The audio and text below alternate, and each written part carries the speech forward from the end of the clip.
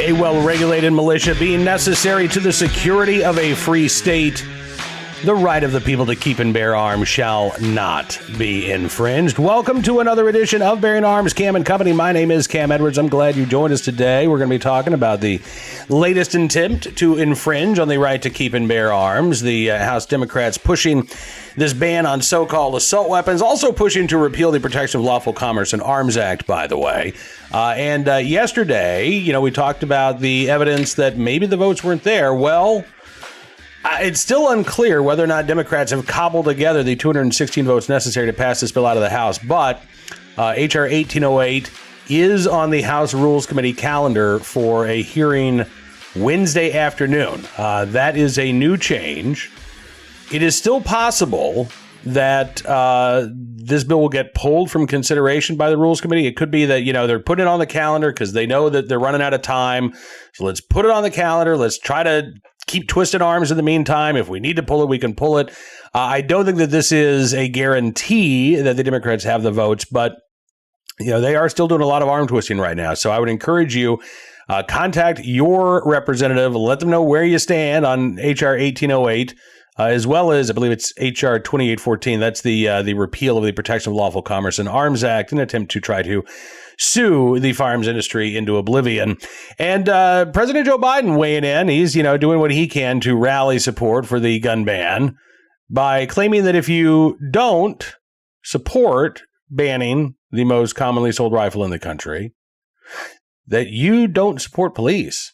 Yeah, which is going to come as a surprise to a lot of law enforcement officers who own AR-15s and who have no problem whatsoever with anybody else who can, legally exercise the right to keep their arms from doing so. So I decided that today we would talk with Eric Delbert. He is with LEPD Firearms and Range in Columbus, Ohio, Franklin County, Ohio. Longtime member of law enforcement and someone who is also a firearms instructor, to get his take on Joe Biden's argument that unless you love banning guns, you really can't support the police. Take a look and a listen. Eric, thanks so much for joining me on the program today. It's great talking with you, sir. Yeah, always good to be back with you. So I want to just throw this out to you. I don't know if you and I have ever actually specifically talked about your views on so-called assault weapons, but given that Joe Biden says you cannot support the police unless you support a ban on modern sporting rifles. I think he referred to them as, weapons of war. I'm curious to get your take as a law enforcement professional, as a firearms instructor, as somebody who, owns a range, owns a gun shop. Where do you stand on people like me being able to own AR-15 rifles? I hope you have many of them. Cam, it's crazy. It's the same old rhetoric based on emotion, not based on facts.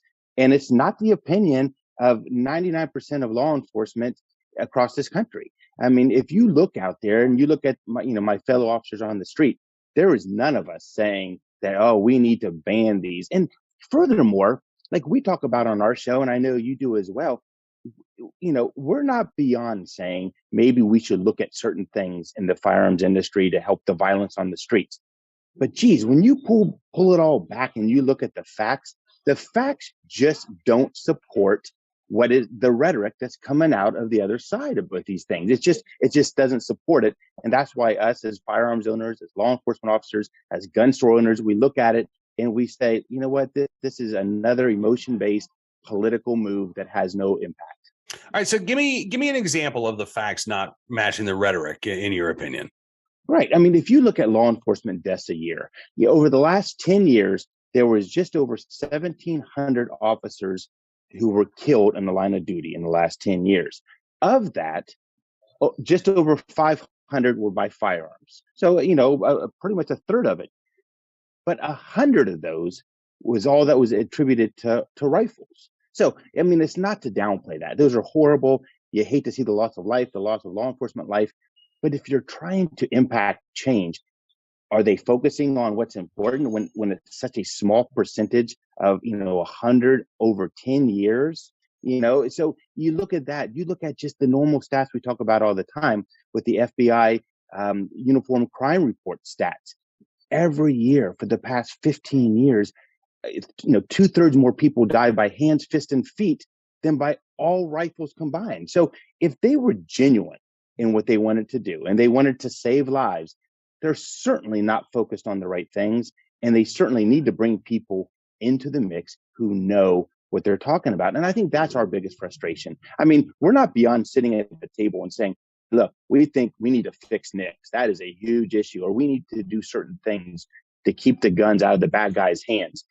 But what they're proposing will have no impact on what we perceive as the crime in the streets and the out of controlness that we're seeing right here in our city. I mean, if anything else, or if anything, this simply creates criminals out of law-abiding citizens. If you cannot transfer, and it's interesting that this bill, HR 1808, has a grandfather clause. So despite all of the rhetoric that we hear about, we got to get these battlefield weapons of war off the streets, this doesn't do anything to the 24.5 million estimated modern sporting rifles, not to mention the semi-automatic, pistols and shotguns that would be included under this bill. It does nothing to remove those guns already in existence from society. And I think that's by design. I think that they're trying to, craft something that even quote unquote moderate Democrats will go along with. And the more extreme this is, then the more votes they lose. So, all right, we'll grandfather these people in. But we know from Joe Biden's rhetoric that that's not what he wants. His plan was you either register these under the NFA, and then we promise once we know where they are, you can keep them, or you got to hand them over. There's the Beto O'Rourke model of hell yes, we're just coming for your AR-15s. We know what the end goal is. And, I think, honestly, Eric, you're right. I mean, about the facts. I think if gun control advocates could ban handguns today, they would do that too. And their argument would be, well, look, handguns are used in a majority of crimes, therefore they should be banned. But the Supreme Court's taken that off the table. The Supreme Court has not explicitly said that bans on so-called assault weapons are unconstitutional, although I think we're heading in that direction. And until the Supreme Court actually explicitly says that, I think we are going to see these attempts to sort of, ban our way to safety and all of this emotional rhetoric about, if you don't support this, well, then you're a horrible person. You don't care about police. You don't care about students in school. You don't care about anything other than your gun.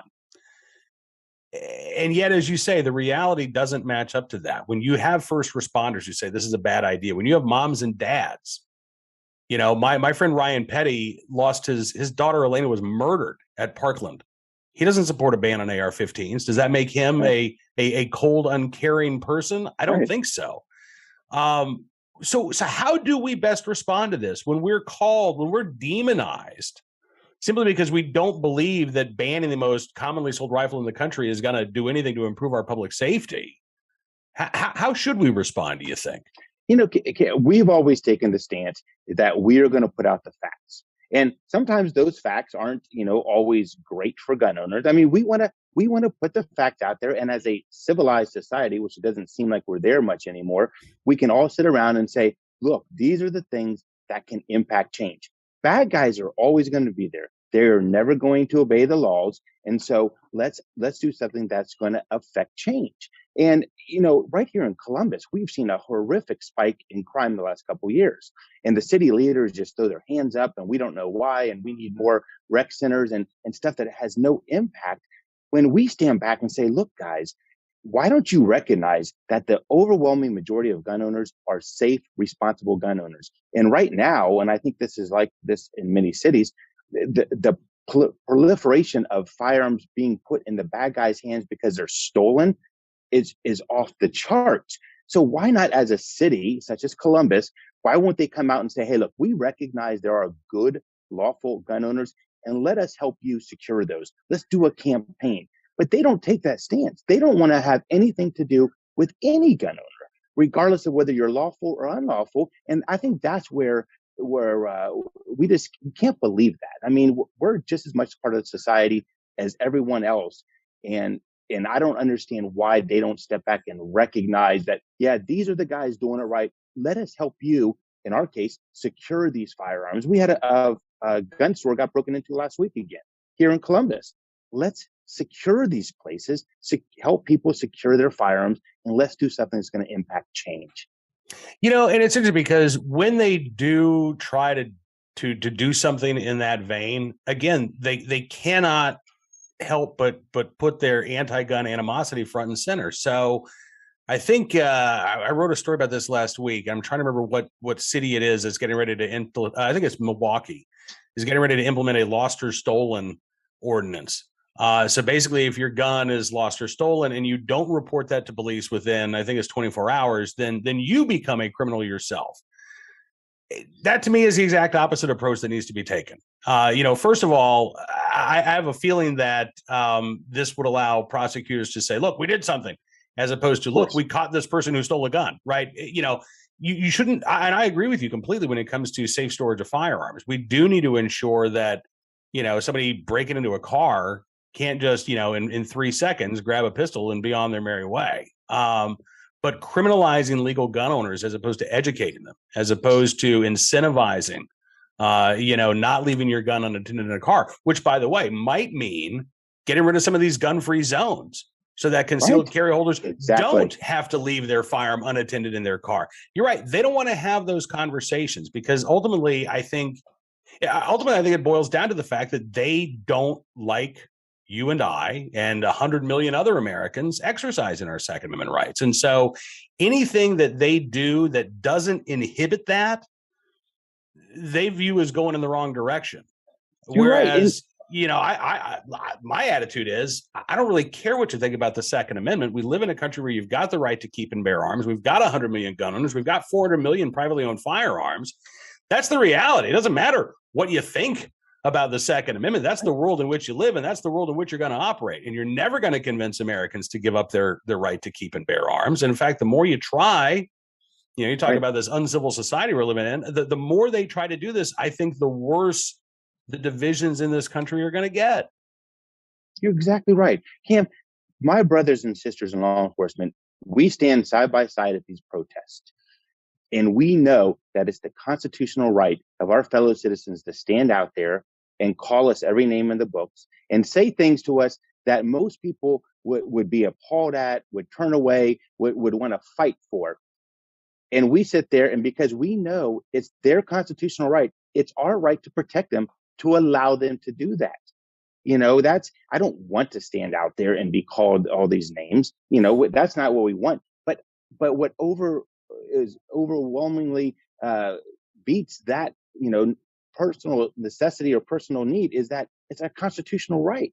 And so just like that, they should be able to recognize they might not like guns, they might not agree with it, but they need to support us just like we support every other right that's out there, even though we might not like it that day. It's just something that we should do and we need to do.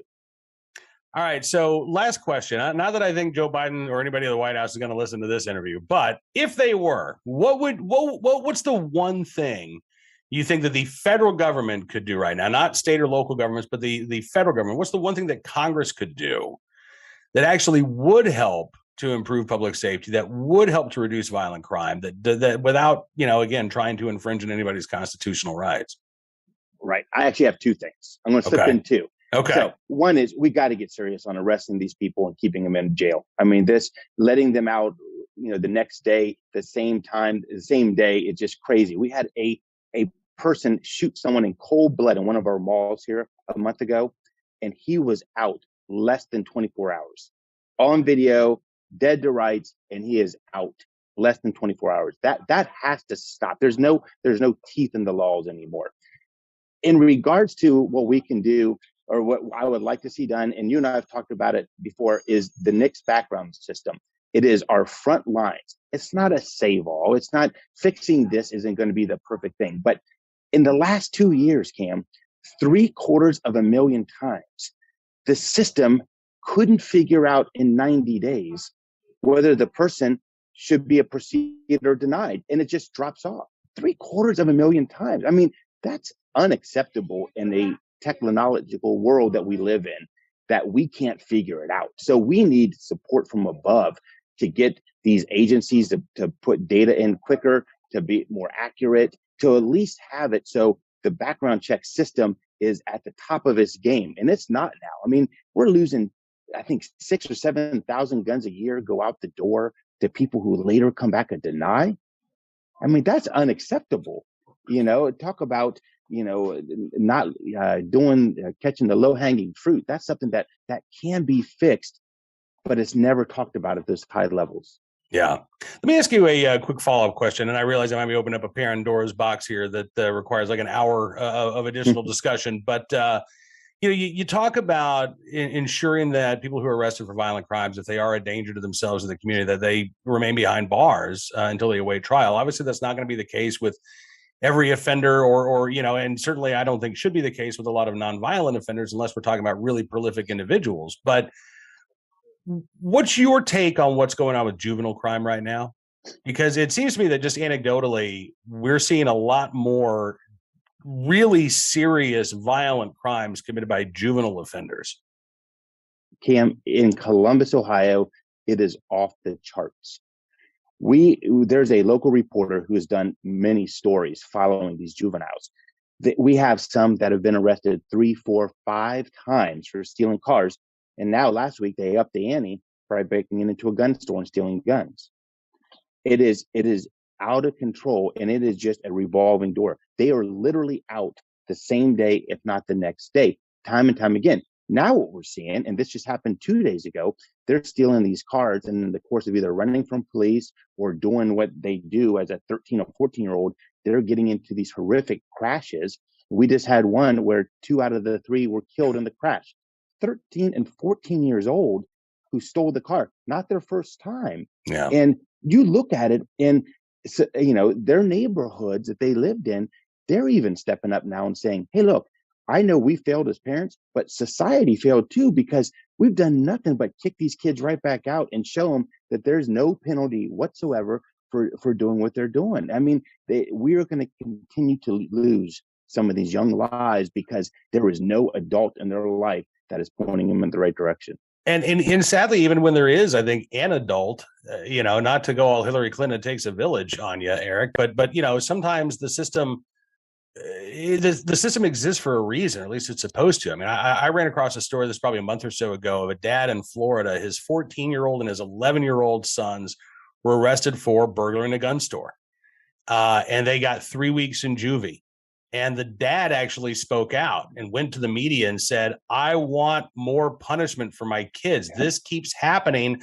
I can't control them. And every time they break the law, this is what happens. They go to juvie for 3 weeks and then they come home. And they know that this is what happens when they break the law. So they're not listening to me. They're not listening to the system. And the system is not giving them the punishment that they need. What am I going to do? Ground them? I'm with you there. And the frustration within these communities, and again, even with some of these parents who want to do the right thing, but need that help, need that assistance, it's not happening. And you're right. I worry that this is going to get a lot worse going forward. So I appreciate you joining me on the program. If folks want to listen to On Target Radio every weekend, how do they do so? Yeah, we're at noon Eastern. It's on our Facebook page. It's live. That's LEPD Firearms and Range. It's also on iHeartRadio. 610 WTVN is the station. So you can tune in, listen live. And it's also podcast everywhere where you get your podcasts. Awesome. Eric, thank you so much, man. I really appreciate you coming on the program today. I hope we get a chance to do this again soon. Absolutely. Anytime. I appreciate Eric joining us on the program, and I look forward to having him back again very soon. One of the reasons why I mentioned juvenile crime is because today's recidivist report actually deals with that. This is from Memphis, Tennessee. Shelby County Juvenile Court continues to investigate why teen's ankle monitor failed before allegedly killing a Memphis reverend. Yeah. We have seen multiple stories. We've covered multiple stories here over the past few months about these types of incidents where people who are supposedly on monitoring devices are accused of committing heinous crimes, supposedly while they're under supervision, right? So in this case, this 15-year-old, Memphis police have identified him as Miguel Andrade, accused by authorities and in court documents of the shooting death of Reverend Artura Eason Williams during a carjacking in her driveway last Monday. Also accused of another carjacking hours later in the Cordova neighborhood of Memphis. localmemphis.com, which is the ABC affiliate there in Memphis, says, while the juvenile court office looks into what went wrong and how this teenager apparently went off the monitoring grid last week, a local attorney says it's part of a broader issue, funding challenges for such supervision. Attorney Michael Working says we have exactly the juvenile court system that we pay for, and that's on all of us as members of the community. He says that the funding woes have the juvenile court case of Andrade now under the microscope. Look, here's the thing. It may be that it's a lack of funding. But I think we also have to talk about the fact that when someone's on electronic monitoring, it's entirely up to the monitoring company to ensure that they actually are being monitored, first of all, and that there are reports immediately upon evidence that either that device has been removed or that the device is not working. And that simply doesn't happen. According to ABC 24 in Memphis, juvenile court judge Dan Michael said the 15-year-old was put on an ankle monitor in March as part of a plea deal for 3 separate carjackings. So first of all, again, when we talk about the juvenile justice system being a joke, 3 carjackings, we're going to put you on an ankle monitor. But again, despite being on monitoring for carjacking, that device apparently didn't work when he committed 2 other carjackings last Monday. ABC 24 says that the judge told them that Andrade's family was notified twice in recent months when a monitor couldn't charge and needed to be replaced. This local attorney who says, well, it's a funding issue, says, well, there are requirements. The batteries have to be changed. There could be faulty equipment. There could be a lot of things that go wrong. Yeah, there could be.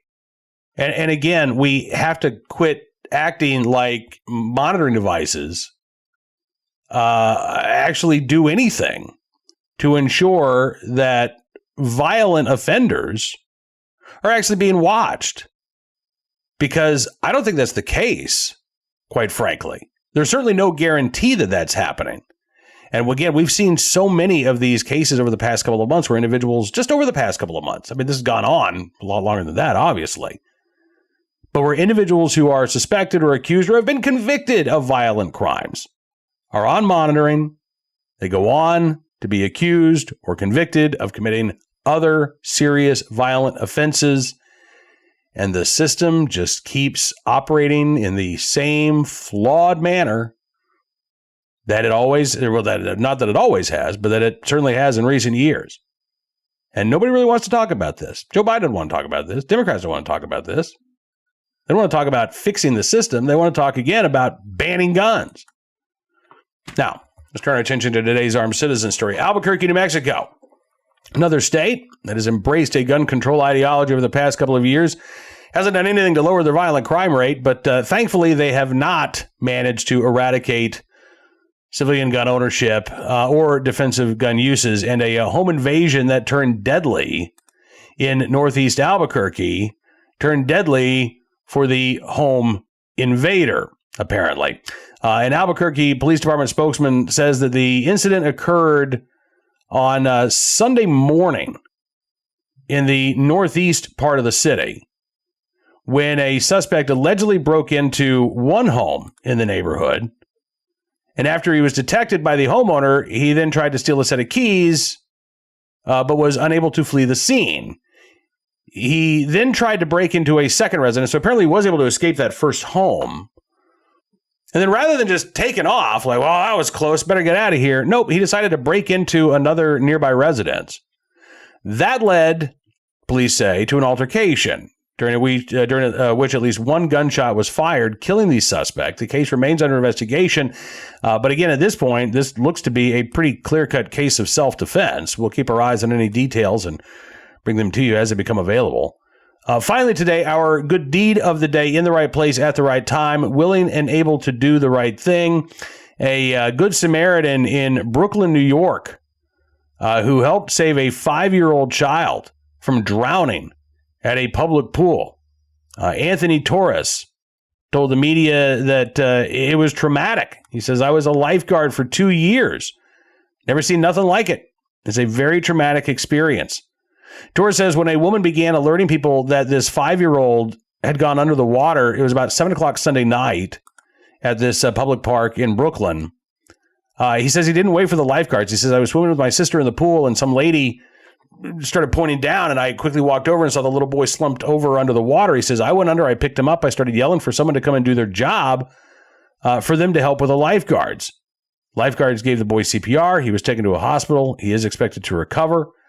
And Torres, again, whether he wants to admit it or not, definitely is a hero for acting as quickly as he did, and we thank him for his very good deed.